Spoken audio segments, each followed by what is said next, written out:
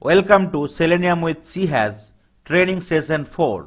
So in this sessions, I will discuss what are the different operations user can perform on text input field and links and hyperlink. So first we will cover that what are the different operations available or you can perform on the text input field in Selenium WebDriver using CHAS. So first thing is that you in the previous video you already seen right what are the web element and what are the different web element locator techniques available, right? It can be ID, class name, CSS selector, XPath, link text, partial link text. With any of the element locator technique we can identify the element first. After that we can perform the operation. So for in case the field is input box, right, and edit operation is possible, then what are the operations we can perform? So first we can check whether element is displayed or not with the help of displayed method available in the WebDriver. Then with the help of enable method we can check whether that particular field is enabled or disabled. In case it is enabled, then with the help of send keys method we can able to enter the value in the editable text field, right? And once the value is entered, if we want to remove the value, right, we can use the clear method.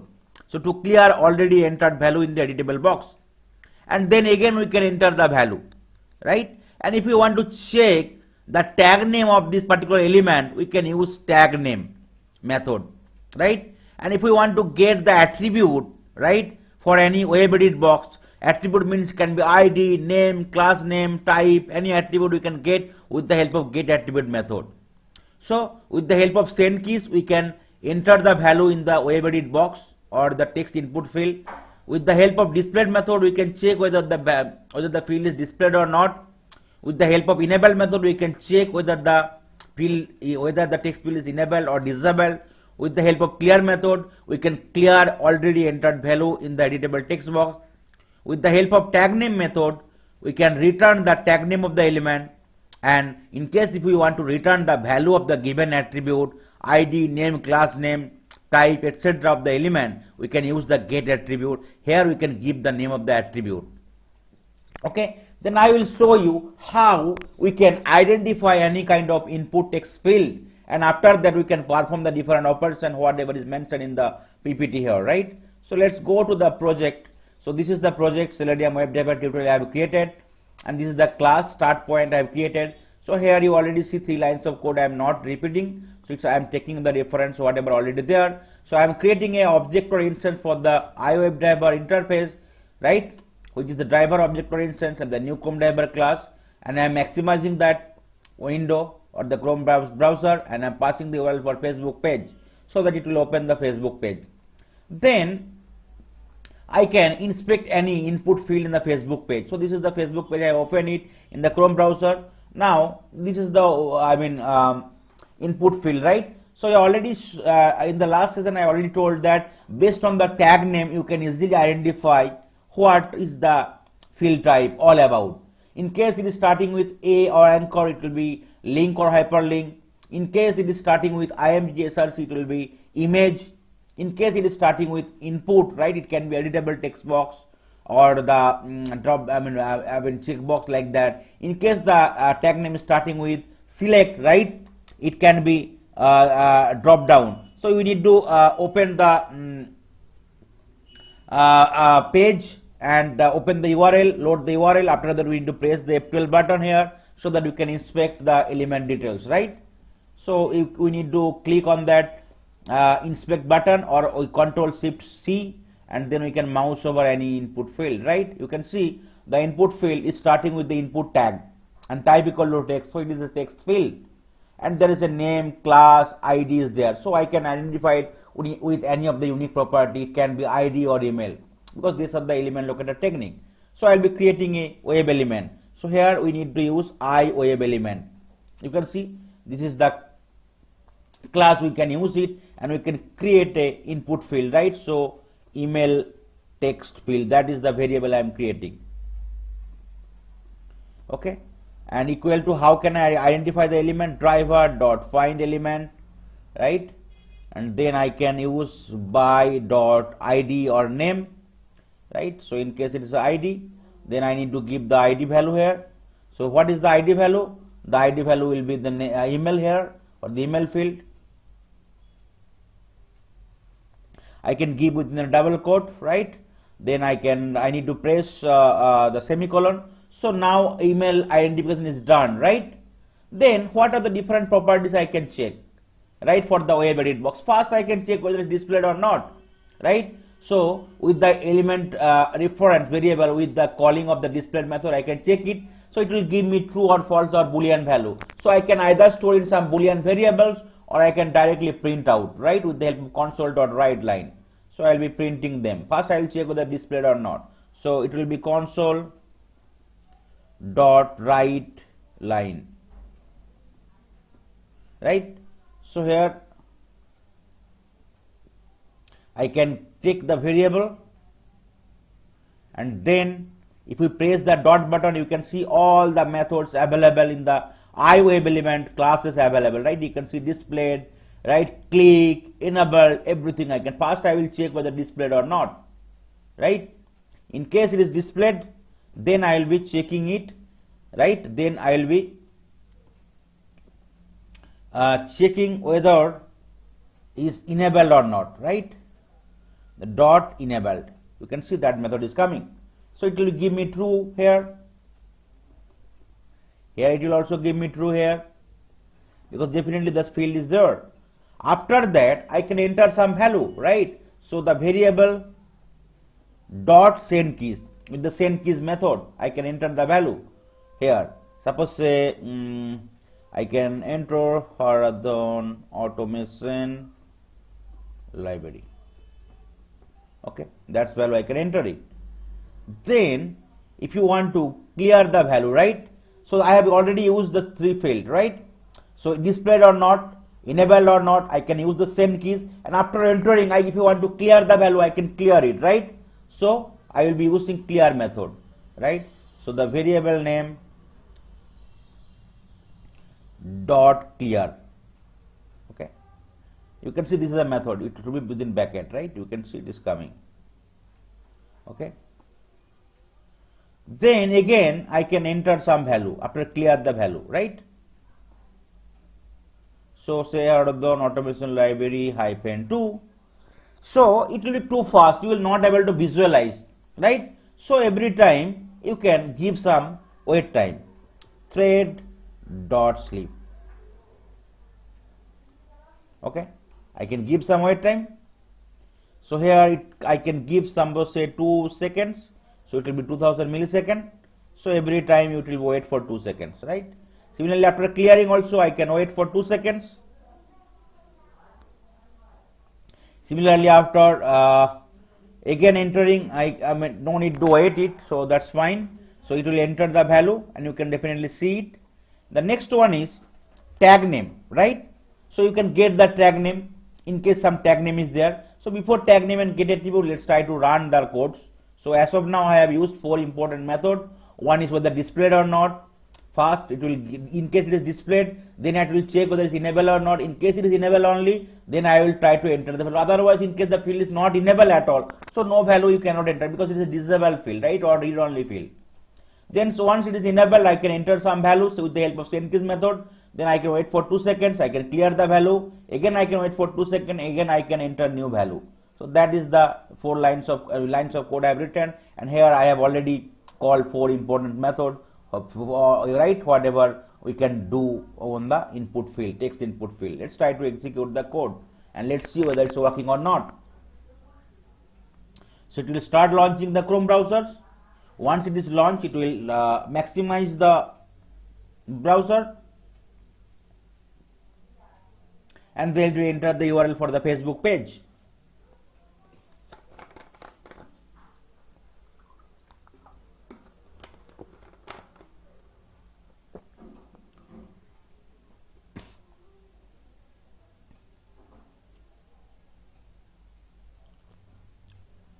So it is launching the browser, it will maximize the browser, it is entering the URL for the Facebook page. Once the Facebook page is loaded, it will identify the email field, and it will enter the Haradan automation library. It will wait for 2 seconds, it will clear the value, again it will wait for 2 seconds, it will enter in the another value, Haradan automation library 2. So my code is absolutely working fine here, right? And if you go to the console, you can get the console should give true and true, because whether it's displayed or not, whether is right enabled or not, so it is giving me true and true result, right? So that's why it is working perfectly fine. Next one, if you want to, right, if you want to check the other properties, right, so here I can comment out this field because that's already validated, right? So I can give comment out here. So in case if you want to comment multiple lines, slash, then asterisk, and then here in the last line again you can give star and slash, so it will be commented out. So now I already identified the field. Then if you want to get the tag name here, right, so what will be the tag name? It will be tag name will be input here. So with the help of tag name method you can get the tag name. So you can use the console dot write line, and then here you can get the variable, and here you can use the tag name method. You can call the tag name method dot tag name, right? Okay, so that is the tag name. There is no bracket is required. Then, so what will be the tag name? It will be input, right? Because the tag name of the field is starting with input tag. And then in the next other properties, other attribute, right? What are the other attribute? You can see this is the other attribute. Type equal to text, class equal to input text space hyphen underscore 55 rl space underscore 6 lui, name equal to email, id equal to email, right? Autofocus equal to 1, placeholder equal to email address, everything you can get. This is the tag attribute name, type, and this is the corresponding value. So you can get all the details with the help of get attribute method, right? So you can see this is the line, so you can use it. So we need to use console dot write line, and then write the variable name, and we need to call get attribute methods, and within that we need to give the attribute name so that corresponding value will be displayed properly in my console, right? So here I will be taking the same thing, and here instead of tag name I will be calling the method called get attribute, okay, dot get attribute, okay, you could see get attribute, and here you need to give the attribute name. Suppose say I want to get the ID attribute, right, so that will be fine, okay, and need to give another bracket. Yeah, I think it's code working fine. Then similarly whatever attribute is there I can take everyone one by one. So first I can get the ID attribute, then I can get the type attribute, so I can next time I can get type attribute, and then next time I can get name, class, right, data underscore test ID, everything. So next I will be taking name, class, another attribute, right, whatever is required you can take it, right? You can see take that Arial hyphen level so that it will give you the corresponding value, right? So whatever attribute is there only you can call them, and definitely value will be displayed in the console. So now try to write, let's run the code and let's see whatever is happening, whatever is being displayed in the console.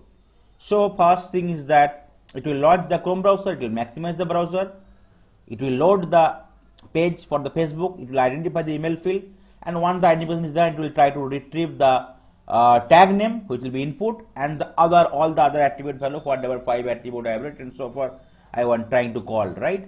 So that's why you can identify element which is the text box, you can check whether displayed or not, enabled or not, you can enter the value, you can clear the value, you can get the attribute, you can get the tag name. So here nothing will be entered, but everything will be displayed in the console, right, for the field. You can see here first thing is coming as the tag name input, the second one is coming as the ID. What is the ID? Email is the ID. Third one is like type. So what is the type? Text is the type. Fourth one is again name. So name, what is the name? Email is the name. Fifth one is the class name is coming, right, in input text class name, and the sixth one is the area hyphen label. So what is the area hyphen label? So email address or phone number. So here are also it is coming email address or phone number. So that's way you can first navigate to the URL, right, and then you can inspect the element in case it is text element, and once the inspection is done for the text input field, you can perform the different operation, right. You can check whether displayed or not, you can check whether enabled or not. If it is enabled, you can enter the value with the help of send keys method. In case if you want to clear the value, you can clear it. Again, you can enter the value. You can get the tag name of the element. You can get the different attributes with the help of get attribute method. So that are the different operations you can perform on the text input field. The next one will discuss that what are the operations you can perform on a link or hyperlink, right? So link or hyperlink, it will be some sort of link will be there. In case it is hyperlink, right? So sometimes it can be open in the same page, sometimes it can be open in the different window, right? Same window. Okay, so that is the thing, but definitely there will be some sort of link will be there, right? You can see here, it is giving some sort of other URL if you click on the some link or hyperlink, right? So it will navigate you to the same, it will open another page, either within the same window or within different window, right? So if you select the link, right, either what are the operations you can perform, so that is the different operation you can perform on the link. First you can check whether it's displayed or not, the element is displayed or not, or the link element. In case it is displayed, then whether you need to check whether it's enabled or not, and then in case it is enabled and displayed, definitely you can click on that link so that it will go to your next page, either in the same window or in a different window or new window, right? So that are the different operations you can perform for the links, right? So first you need to inspect the element of the link, right? You can see in case it is a link, right? You can see the tag name will start with a, and link name you can identify with either link text or partial link text. So here I will take the link complete link text, so I'll identify that element, right? So that it will help me to do the operation. So this is the text only. So let's comment out this line of code again.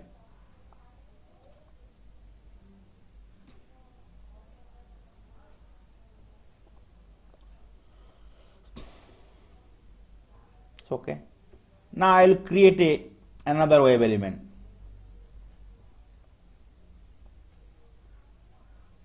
Okay, web element. What is the web element? Name, forgotten password, ap link. So that is the variable name, forgotten password link, and this element I want to identify with the help of link text. So by dot link text, and what is my link text? So this is my link text, right? So this is my link text. So I will be taking that link text.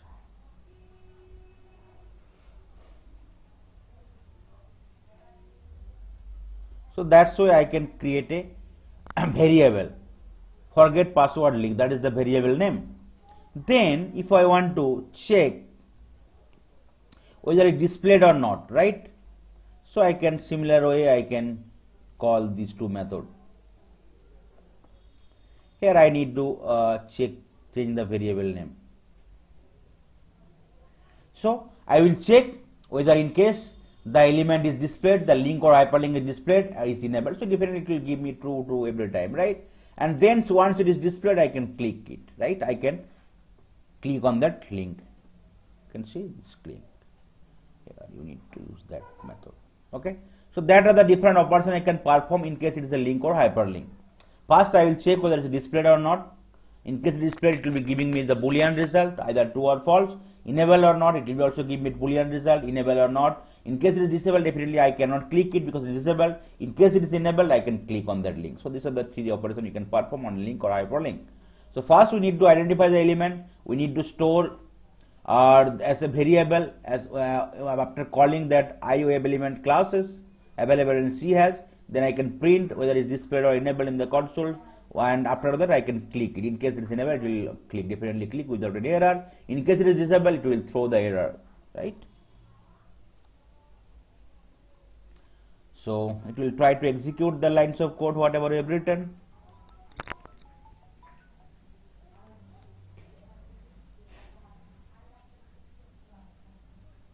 So it is launching the Chrome browser.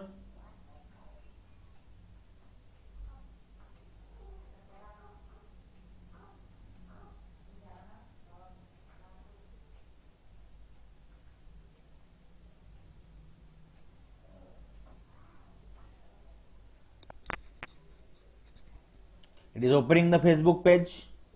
It is checking that forgotten password link, enable or disable. After that, it is clicking on that. So my code is working fine, perfectly. And if you go to the console, you can see that true and true is coming. So there are three different things we have called. First, checking displayed, enabled, so it is giving me true and true, and third one is clicking is happening, right? So these are the three things we can. These are the three different method we can call in case it is a link or hyperlink. Okay. So in case it is input box, we can check whether it's enabled or displayed or not. We can enter the value, we can clear the value, we can get the tag name of the input field, we can get the different attribute, and we can get the value of different corresponding attribute, right, for the input box.